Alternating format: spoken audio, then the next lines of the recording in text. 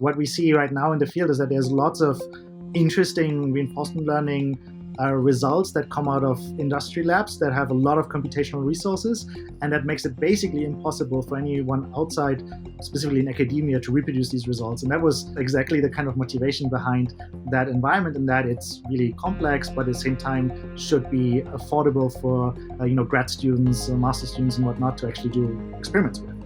You're listening to Gradient Descent, a show where we learn about making machine learning models work in the real world.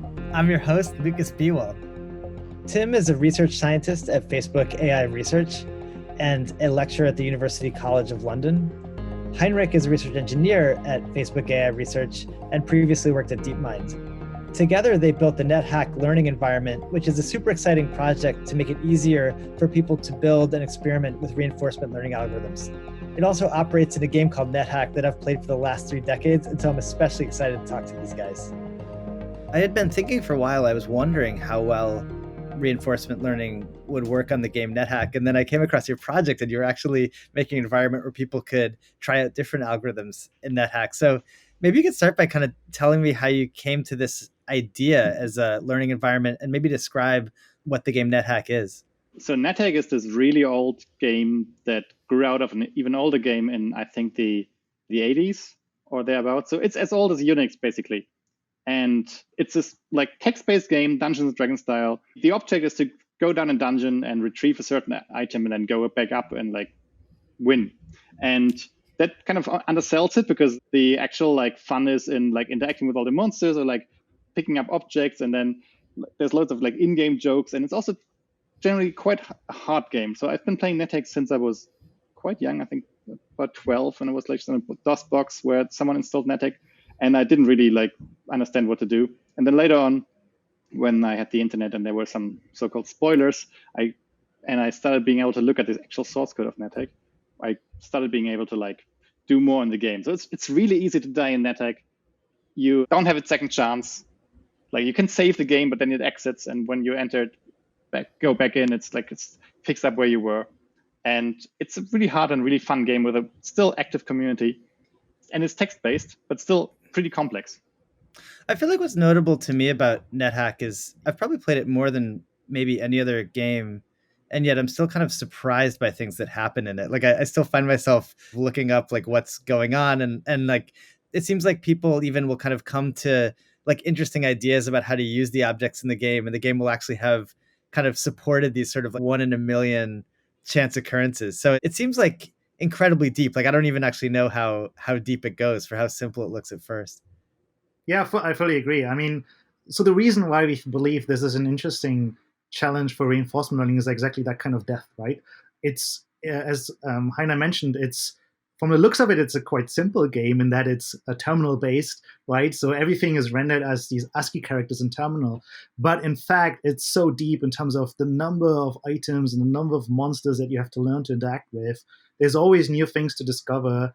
And on top of that, it's procedurally generated. That means every time you enter the game, every time you enter the dungeon, it will be generated in front of you, and it will look different from any other episode that you have been playing before. So that gives it also a lot of, I guess, replayability, and it's much closer, I guess, in spirit to more modern games like Minecraft, right? Where also every time you play Minecraft, the world is generated.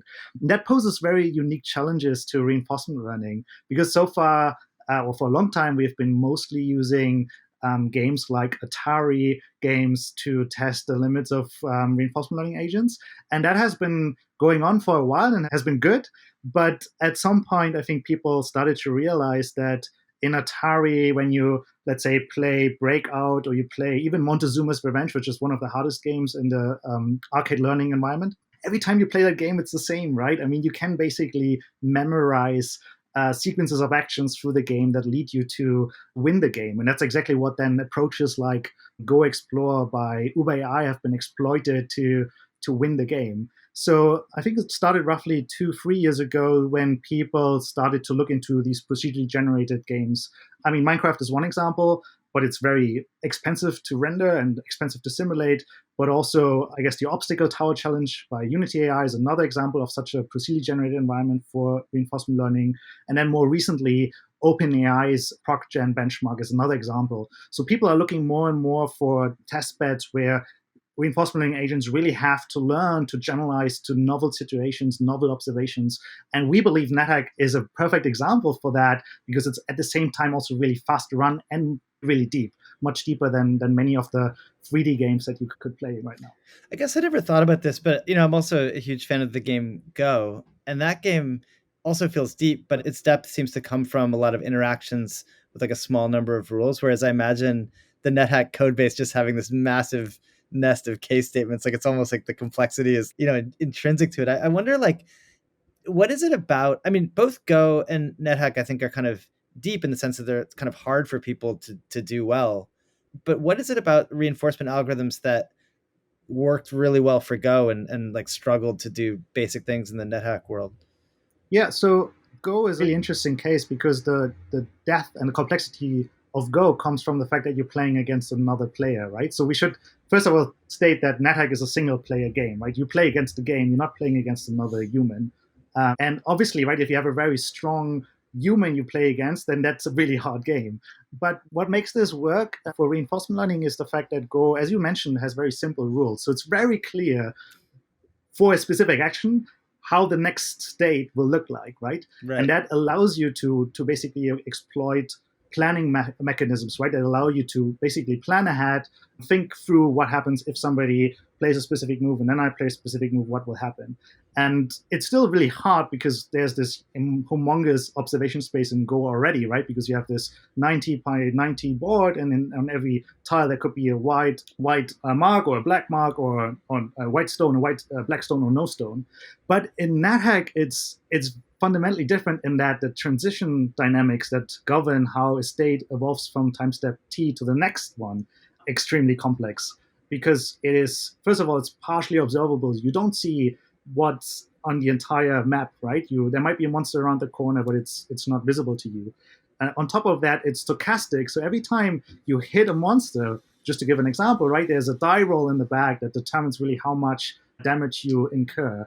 And on top of that, there are so many possibilities in terms of what could actually be on the tile. So there's like hundreds, as I mentioned, hundreds of monsters, hundreds of items. Each of them come with all kinds of specific attributes and specific mechanisms that you have to learn about in order to do well. So it's really, really hard to plan ahead. It's also really hard over time to even learn about all of these mechanisms, right? Whereas in Go, you can write down the rules easily in a program and you can simulate.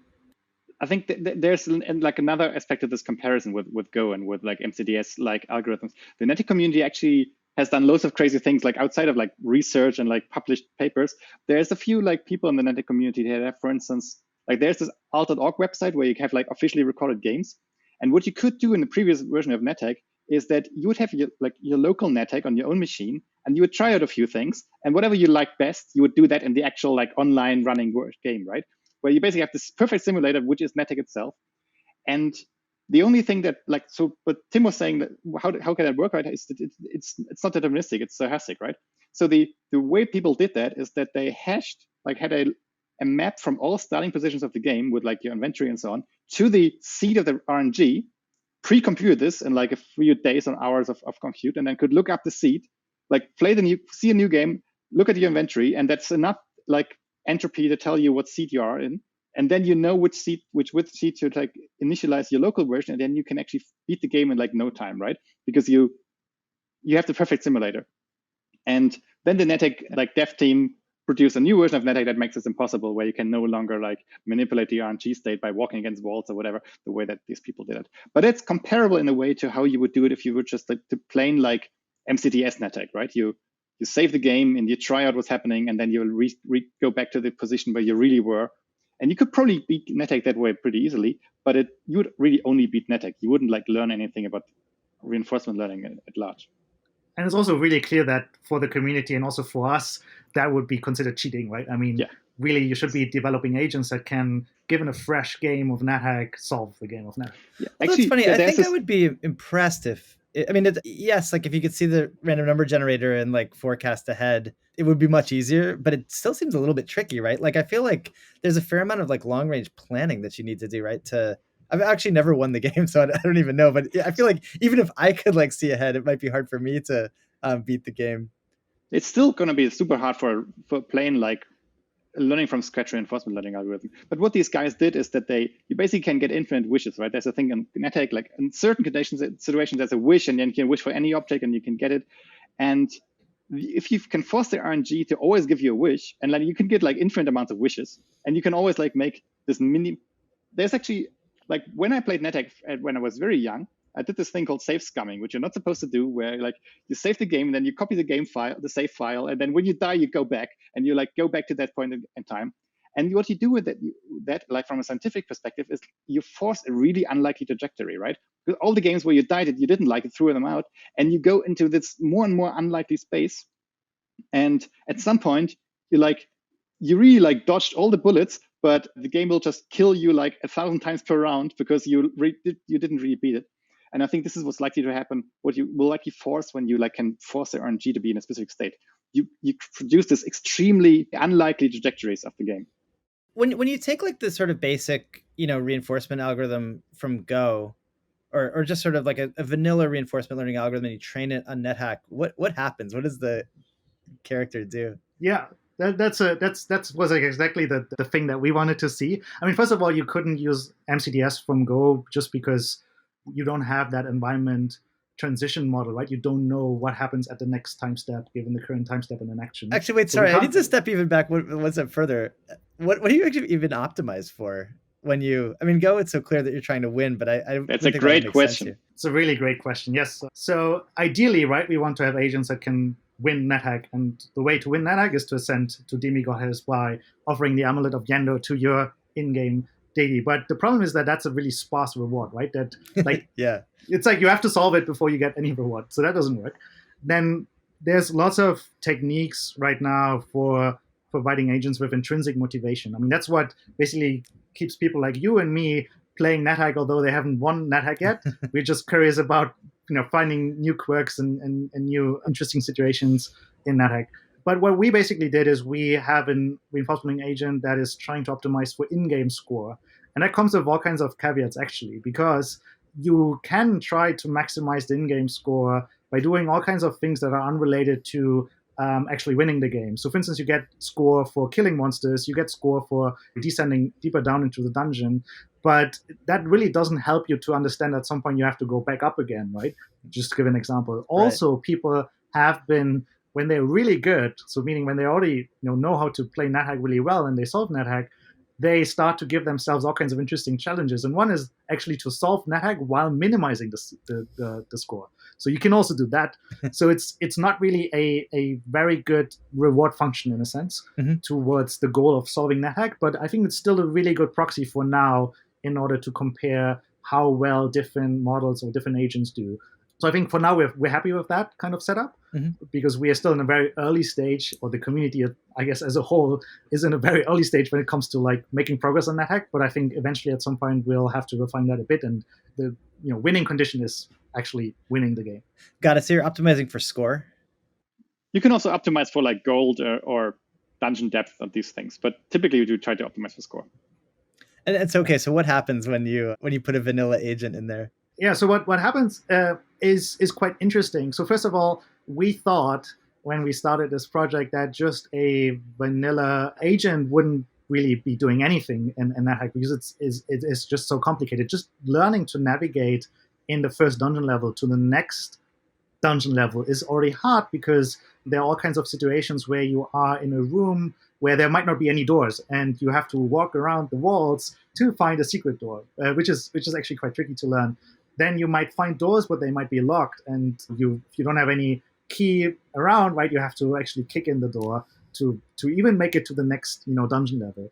And we thought this is really hard for reinforcement learning agents to learn because there's no reward attached to kicking in a door. And it actually turns out that if you kick a wall, you hurt yourself and you might die. So that actually gives you negative reward, right? Or at least, terminates the episode. But actually what turns out, and this is really interesting, is that if you train in these procedurally generated environments, what happens is that occasionally there's an instance generated of this whole problem that is really simple. Like the staircase down might be just in a room next to you, and there might be the corridor might already be visible. So from your starting position, you might already see where the staircase down is. So your agent, even when just randomly exploring, might just bump into that staircase down and go downstairs and get a reward. So this is fascinating because it means with these procedurally generated environments, if you train for quite a number of episodes, there will be episodes generated that are quite simple and where the agent actually can learn to acquire certain skills to then make also progress on the harder ones. So this is one thing that we saw, right? So our agents right now, just by optimizing for score, they average at a score of, I think, 750-ish, roughly, which is not bad if you are new to NetHack. So if I take a random, computer scientist in a lab and I ask them to learn about NetHack and play NetHack, I think it takes them a good fair amount of time to reach 750 on average as a score. I think the maximum score we've seen so far is maybe something like 4,000 or 5,000. They descend down to dungeon level on average 5 or 6-ish, but we also see individual agents sometimes, luckily, going down even dungeon level 15. And we see agents, killing a lot of monsters on the way because that gives them immediate reward. We see them passing by landmarks like the Oracle or Minetown even. So that was actually quite surprising to us that a vanilla approach can already make quite steady progress on NetHack. So yeah, that's quite encouraging, I think, for them building up other extensions and more sophisticated models. Wow, so it's like a basic model learns that? You don't have to tweak it at all to get it to that level? Yeah, it's a very straightforward model. The only thing that we do is that we have basically a convolutional network that, encodes the entire dungeon level that's visible so far. We have another convolutional network that's centered around a 7x7 crop of the agent. So that gives it basically some inductive bias that the things that are close to the agent are more important than, let's say, things that are very far apart. We have another feature representation based on the agent statistics. And then all of that is mapped down to a lower dimensional representation that's fed into a recurrent policy parameterized by an LSTM, and then you get the action distribution out of that. So it's really nothing fancy at this point. Maybe we should mention that it also does some bad things. Like if you optimize for score, for instance, it quickly notices that it has this pet with it in the beginning, right? And if the pet kills an enemy, or kills a monster, then you don't get the score. So what it learns at some point of training, it starts killing its own pet, which is really bad. You kick your cat and the cat growl, but it will do that.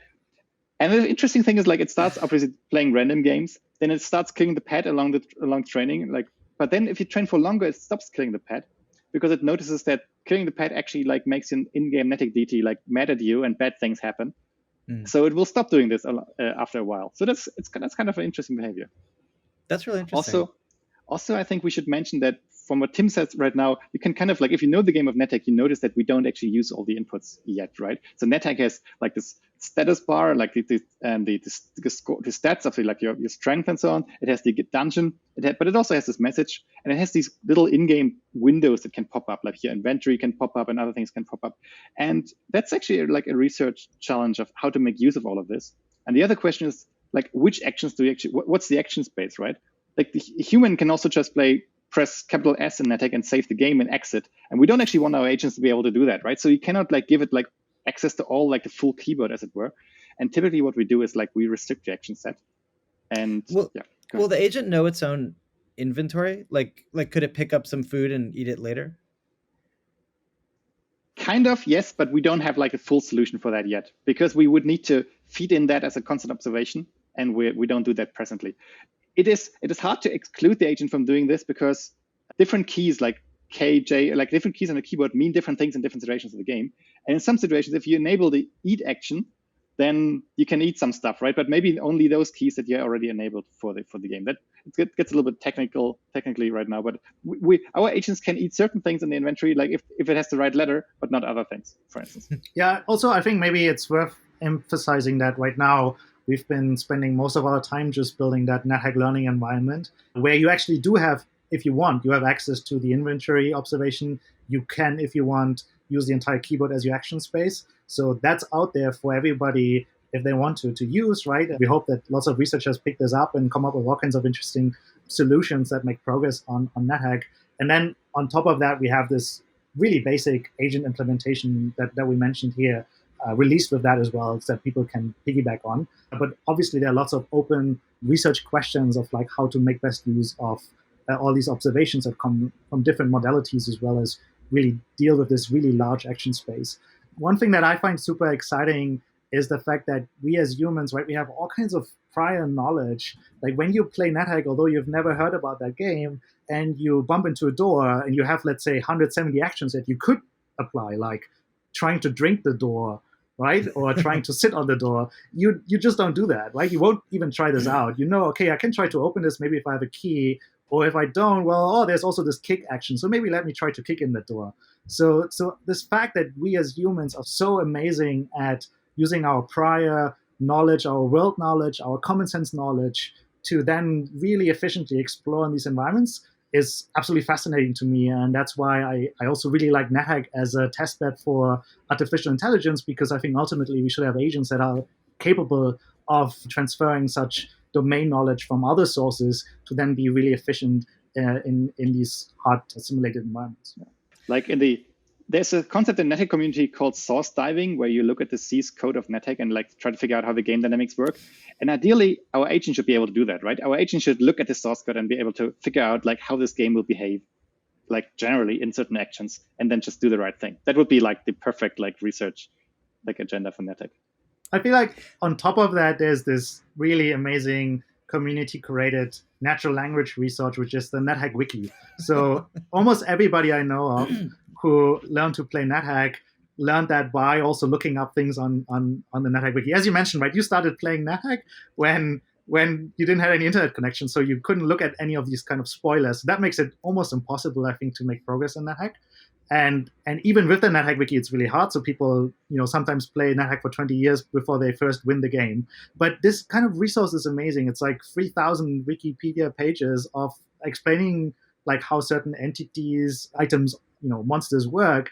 And I think one direction that's really exciting to me, and that's not really very different from what Heiner just described by like directly looking at the source code, but what if we had agents capable of encoding the information in the NetHack Wiki and using that to, for instance, explore more efficiently or avoid certain really stupid deaths, and just generally, using that prior domain knowledge to be much more sample efficient and generalize better in NetHack. It's funny. It's like, actually, I think it's a kind of a different game. Like in prep for this interview, I started, playing NetHack a little bit again, and I kind of couldn't believe that I tolerated this game without the internet. Like, it's just such a frustrating game with like such little guidance. And I was reading your paper on reinforcement learning, where you're talking about building a system to optimize for learning, or optimize, I forget how you put it, but like sort of optimize for modifying the state space of the algorithm. And then I was thinking of my daughter, who's clearly doing that. So she's like 9 months old, and I've just been watching her a lot, and she clearly explores her environment in a way that she's just totally focused on whatever is novel. I mean, there's no question that's like, she's completely wired to like, if I show her a new toy, she loses it, or anything that seems to defy her like belief about the laws of physics, like just blows her mind. So clearly she's doing that. And then I was wondering if, maybe myself as a child, I was kind of more willing, or kind of more enjoyed the exploratory mode that's necessary for figuring out NetHack. So that's a perfect remark. So in fact, some of the research that we're doing is really centered around how can we design agents that are intrinsically motivated to learn in an environment. Because again, in NetHack, like any reward function that we come up with, it's not going to be great, right? The actual thing we want to optimize for is solving the game. And there's just not any reward function, I think, that really can guide an agent step by step towards that. And I have 2 daughters, and in fact, my youngest daughter as well at some point was playing with a toy kitchen, and she was just opening and closing the door, right? Opening, closing the door. Until at some point she even squeezed her finger in the door. She was crying. It was clearly something really bad, right? She was actually in pain. She was crying for a minute, and then she was continuing closing, opening the door until it became boring. So this fact that we as humans are just setting ourselves goals when we are in an environment, right? We get bored, and then we think of, what happens if we try this or that? And then we see, can we actually control this? Are we empowered to have control over what we want to do? Are we able to actually predict what's going to happen next?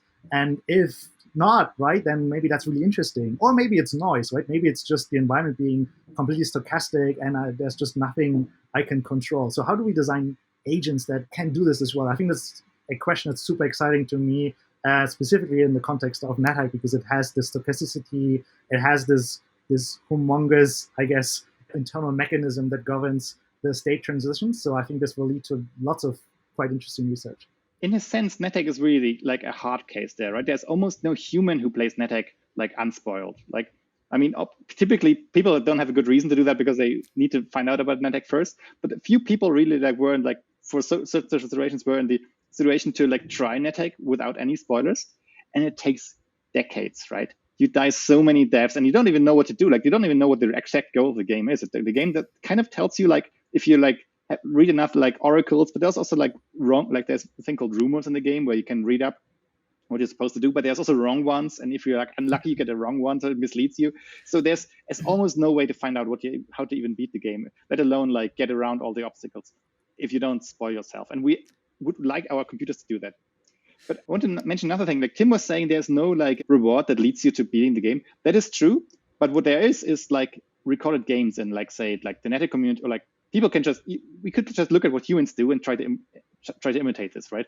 Have like all of us play NetHack, which we do in our lab a lot, and then like try to like train an agent that predicts human actions, and then go from there. That might be one option. I was going to ask you about that actually, because I remember the first version of the successful Go algorithm was trained on expert games. Have you tried to train an algorithm? I mean, I guess even on an amateur NetHack player would probably, you could imagine that helps the algorithm learn some strategy, right? So we're definitely thinking about doing that. The problem is getting the data, right? Just getting like a few games isn't enough for the methods that we have. We need like enormous amounts of data, and there's no easy way to produce it unless like we pay someone like to play NetHack all day. And even then you have to play for a long time. Now, interestingly, the NetHack community actually does have recorded games, say Alt.org, but unfortunately they basically only record the outcome of the game, like a video stream that what the game shows. They don't record the actions that were put in by the players. And that's a research question by itself, right? How to make use of this kind of data. But yeah, that's certainly something that we are thinking about. Has anyone built a kind of a rule-based system that can beat NetHack? That seems like something someone would try at some point. People tried, but I don't think they were super successful. And I'm not sure I think there was one system that like maybe ascended in 10% of cases. Maybe Tim has like the details on that end. Yeah, so if I vaguely remember, so there are cases of hard-coded bots that ascended prior versions of NetHack where they, as far as I remember, they use certain exploits in the game. There's something called pudding farming where you can, I think, get a lot of items or whatnot, and then it makes the game much easier. But these exploits, they are not in there anymore in the most current versions of NetHack. So all of these bots that have been handcrafted some time ago, they won't work right now. Also, I think ideally we want to have systems that are able to ascend, meaning win the game, with all kinds of character combinations, right? I mean, you have different roles in NetHack, races and gender and whatnot, right? So like these bots, as far as I remember, were always quite specialized for one specific role in NetHack. But ideally, we want to have agents similar to humans that can, in fact, win the game with all kinds of starting conditions. So could you maybe describe, your paper that I sort of alluded to in a little more detail? I think this is an ICML paper, right? That on the exploration and reinforcement learning strategies, and maybe sort of say what the results were? I guess you're referring to the iClear paper. Oh, iClear, sorry. Yeah. Anyways, so I think that, so first of all, that was a paper that was not done on NetHack. So that was at a time where the NetHack learning environment didn't exist yet. This is a paper done by Roberta Religno. She's a PhD student at New York University, and she was interning with us at Facebook AI Research in London. And she has done a really good job at investigating the current limits of these intrinsic motivation mechanisms for reinforcement learning. So maybe just to give a bit more context, one really open challenge in reinforcement learning is how do you learn in environments where your reward that you get from the environment is extremely sparse, right? So reinforcement learning works amazingly if you get a very dense reward function. So that means in many steps in the episode, you actually get a reward from the environment. But if your reward only comes at the very end and your episode is quite long, then it's really hard to learn from that. And what people have been doing in the past, developing all kinds of mechanisms that provide the agent with reward that's not given by the environment, but that is basically given to the agent intrinsically. And one such thing could be, how well is the agent predicting the next time step given the current action, right? So that you could use that, right? You could use, if your agent makes a big prediction error in terms of given the current state and the next action, what the next state is going to be, then we are rewarding the agent. The problem with that is that there's this noisy TV problem where in your environment there's some source of stochasticity, let's say a television that just shows white noise, right? So every prediction that you make as an agent will be wrong because you can't predict what's going to be on the next screen. So you just reward the agent continuously for that, and that means that kind of noisy TV becomes an attractor to the agent. So the agent will just stand in front of the noisy TV all day without actually exploring the environment. So what Roberta was doing is she was building on top of work that is trying to predict or calculating an intrinsic reward based on the forward model, trying to predict the next state, but also given the representation of the next state and the representation of the current state, trying to predict the action that led to that next state. So that's an inverse model. And what she basically figured out is how can we make sure that the agent's internal representation of the state is only encoding what the agent can actually control in the environment. So if there's a noisy TV and the agent over time learns that its actions don't have any effect on the TV, and the noisy TV, then it would just ignore that source of stochasticity in terms of, or with regards to providing intrinsic motivation to the agent. And that led to, at the time, state-of-the-art results on quite hard exploration problems in Minigrid. Minigrid, again, being a grid world, a bit like NetHack, but just, million orders of magnitude simpler, but still really hard for contemporary reinforcement learning approaches. So that was that paper. I'm not super familiar with the literature, so let me see if I understood it. Maybe I'll channel the audience here. So it sounds like there's sort of a standard pattern of trying to actually go to environments where you can't predict what the next thing will happen. And I thought you were going to say it's like wanting to optimize for being able to predict the next step, but that's showing my supervised learning bias, right? Where you would probably want to optimize for good predictions, but you're actually like kind of trying to go to places where you can't predict the next step, which makes sense because that more learning would happen. Yeah. So, I mean, you should be basically, I hope I get this right because it has been some time ago, but basically, you should be rewarding yourself if you find novel mechanisms in the environment that you can control or not that you can control, but you shouldn't be rewarding yourself for novel observations in the environment that you can't control, right? Because if there's a noisy TV, you shouldn't be caring about that. Otherwise, you'll be standing in front of that TV for eternity.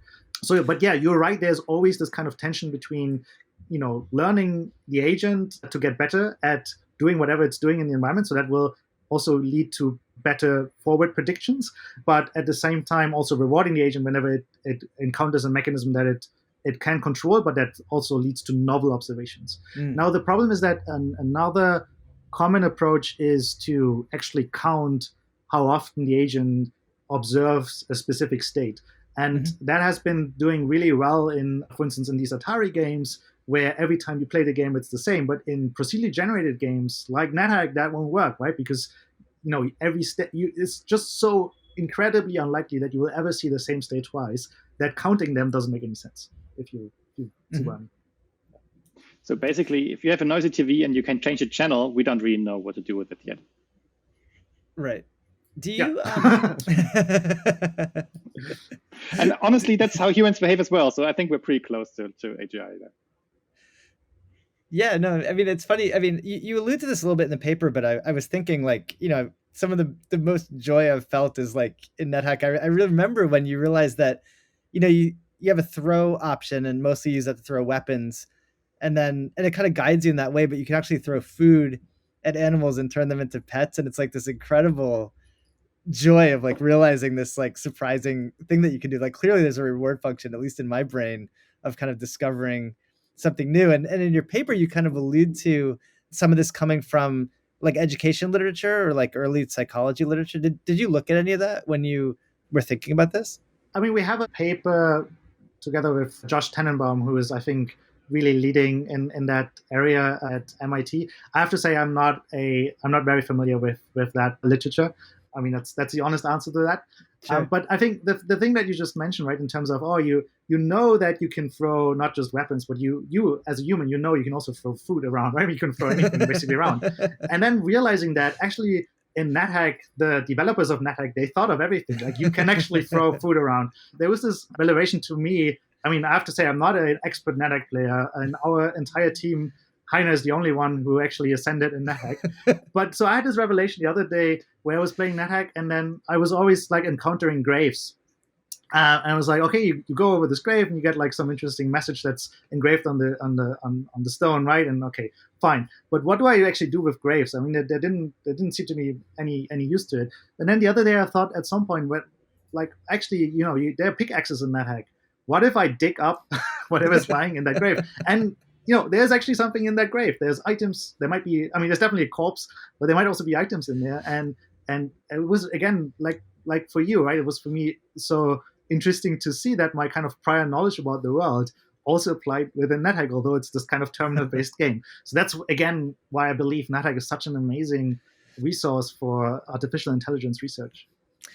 Okay, so we've probably driven away anyone with any kind of practical mindset, but this is supposed to be for people practicing machine learning for real-world applications. I mean, where do you think reinforcement learning goes? Like, I feel like the knock on it right now is maybe that it's really just for these kind of toy environments like Atari games and Dota and NetHack. Like, what is it being used for things that we would experience now, or is it on a path to being useful for things? Where do you think the applications are?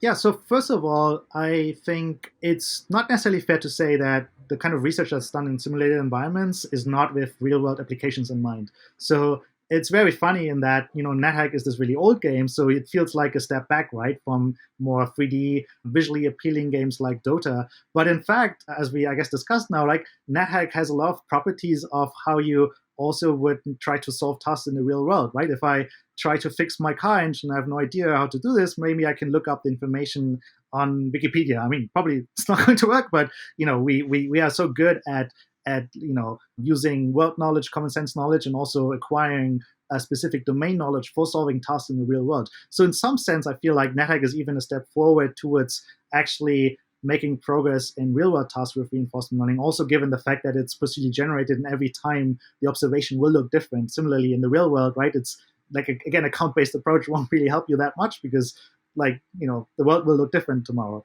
And at the same time, I think there's also more and more applications of reinforcement learning for the real world. So for instance, we published a workshop paper on using reinforcement learning for learning to control internet traffic.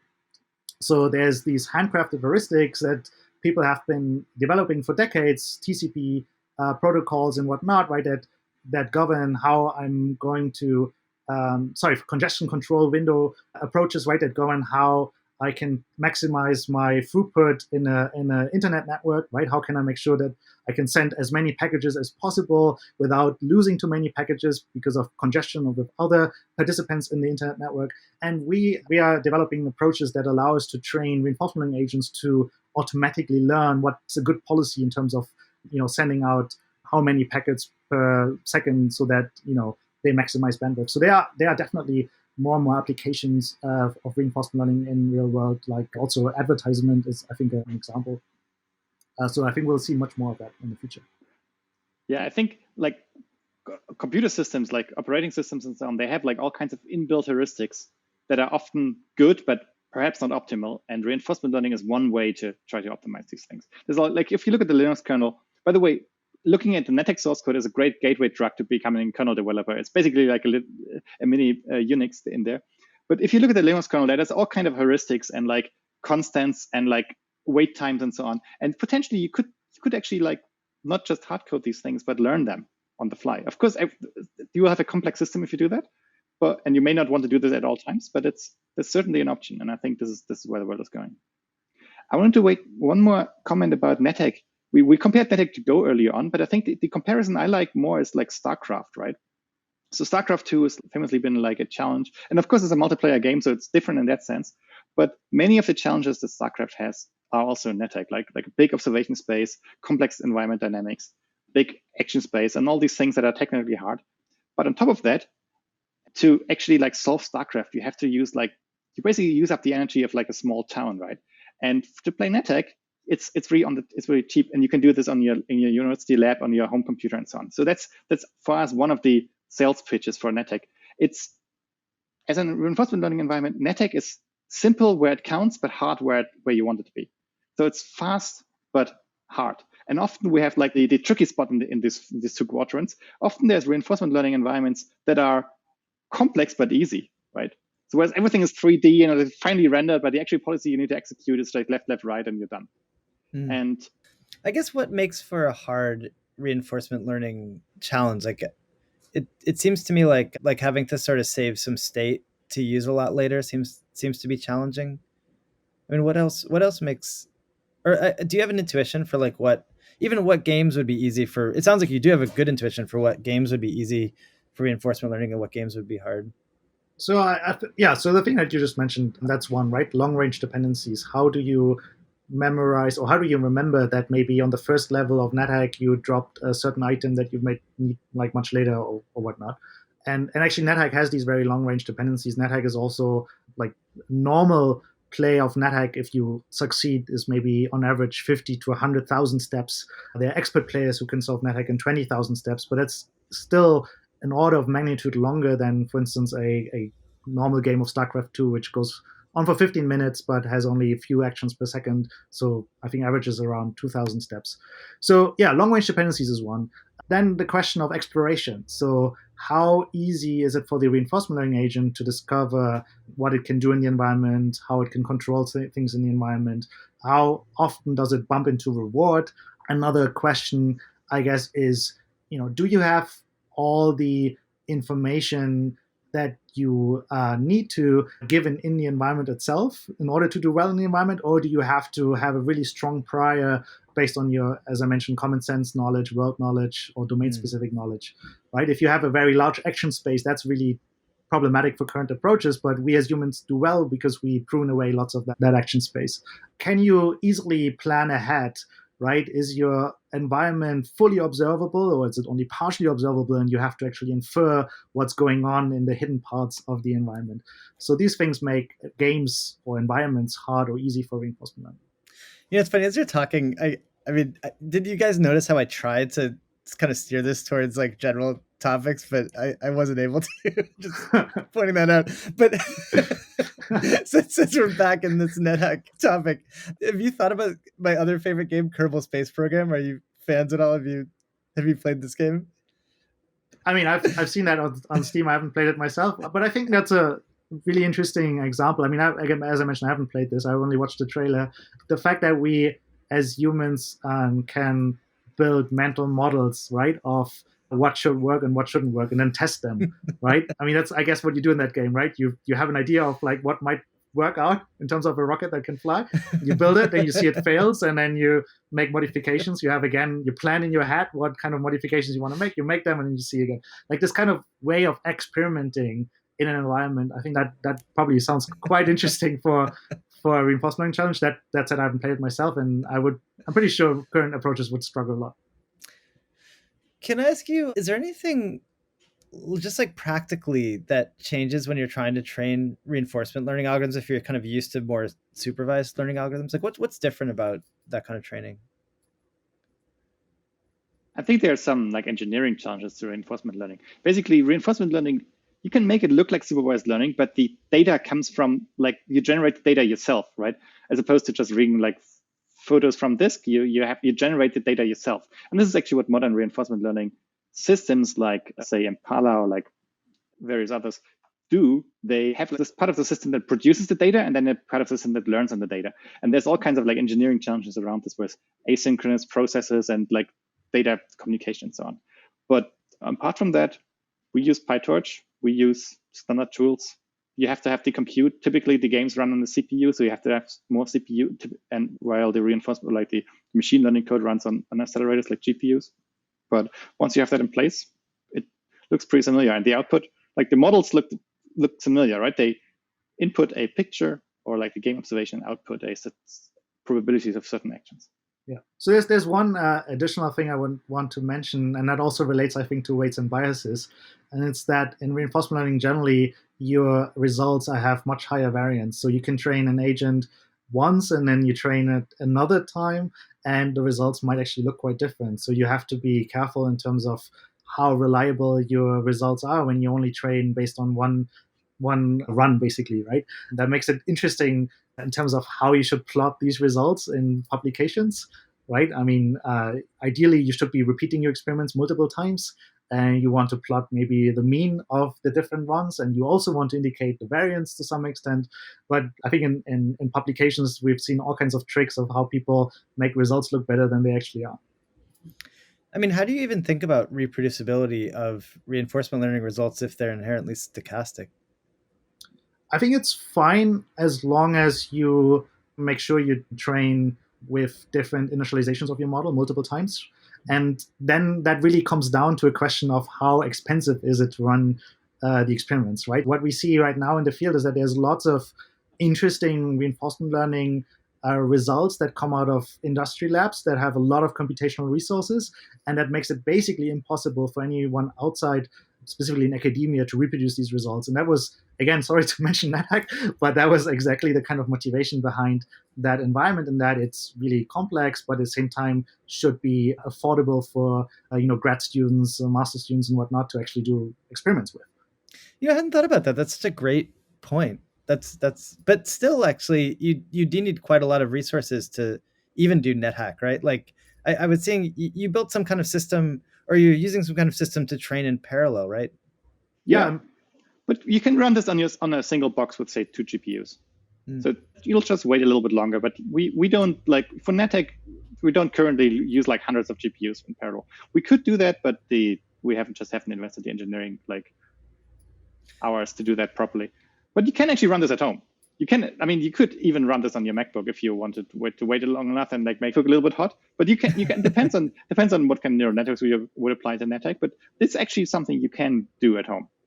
Yeah, and actually, and I think you even can do this really well with just one GPU. I think we have our implementation of our agents is based on TorchBeast, which again is based on Impala, and we have 2 versions of that. One is training based on 1 GPU. We have one that's training using 2 GPUs. I mean, just with 1 GPU, you can do experiments. You can write papers on NetHack with 1 GPU. I'm quite certain of that. Cool. And it's basically just playing the game over and over and over, and then updating the model. Yeah, we have this line in our paper where it mentioned how many agents died in the process, and it's a large number, right? We're talking about more games. Like probably our algorithms by now has played by far more games than the rest of mankind combined. Have they really not found any flaw in NetHack to exploit? It's kind of amazing to me that there's not some tricky way that you can live forever or something. Well, our agents actually haven't explored that large part of the game yet. We are really at the beginning of the research here, and I'm sure there will be people have tried what is called TAS, tool automated speedruns with NetHack, and have found exploits like some of the ones that Tim mentioned, pudding farming and so on. But the dev team NetHack that kind of like keeps track of that and removes these things one by one from the game. So NetHack by now is pretty resilient against these kind of exploits. Are you in communication with the NetHack dev team? We did reach out to them at some point, yes, and they were very kind. That's great. So NetHack has been under development for over 30 years, right? So there's been a lot of, as Heiner mentioned, there's been a lot of effort in kind of removing all of these kind of exploits. Right. Okay, sorry, one more just really in the weeds question. Does the agent have a preference? Like in NetHack, you can kind of go down the normal levels where you meet the Oracle and stuff, or you can go down to that like mine town. Does the agent kind of learn that one path is safer than the other? I always kind of wonder which I should go to first.